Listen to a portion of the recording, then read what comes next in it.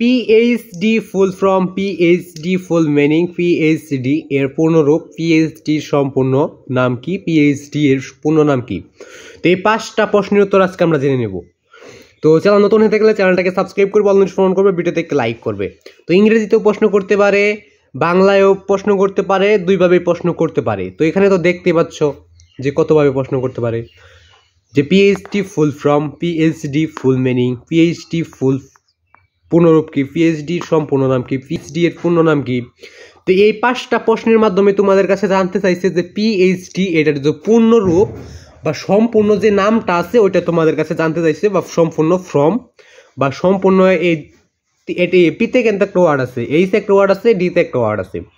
তো এইগুলো একটা প্রতিষ্ঠানের নাম হইতে পারে বা কোনো কিছুর একটা সংগঠনের নাম হইতে পারে, যেমন বিভিন্ন কিছুর নাম হইতে পারে। তো ওইগুলো আমরা আজকে জেনে নেব যে পিএইচডি। তো এগুলোর মাধ্যমে একটা জিনিসের নাম কিন্তু বোঝানো হয়েছে, আর এখানে লেখা হয়েছে সংক্ষেপে। আর সেটার একটা বড় একটা নাম আছে, একটা প্রতিষ্ঠানের ধরো যে আমার নাম যেহেতু ধরো যে হিমেল খান, তো আমি কিন্তু এইচ কে এইটুকু লিখে দিলেই কিন্তু আমার সংক্ষিপ্ত নাম হয়ে গেল, এবং এটার কিন্তু সম্পূর্ণ নামটা হলো H Himel Khan.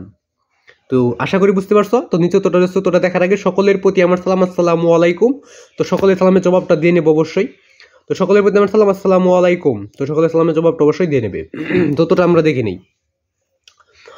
Doctor of, তো এই যে নিচে যে এই যে ইটা আছে, তো আগে সম্পূর্ণ নামটা দেখে নেওয়া যাক ভালোভাবে, যে ডক্টর অফ ফিলোসফি, ফিলোসফি।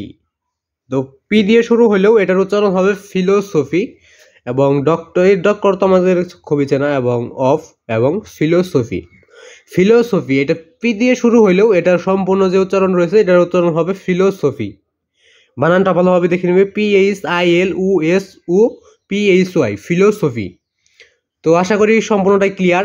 তো এই যে পি থেকে ফিলোসফি থেকে নেওয়া হয়েছে পি, আর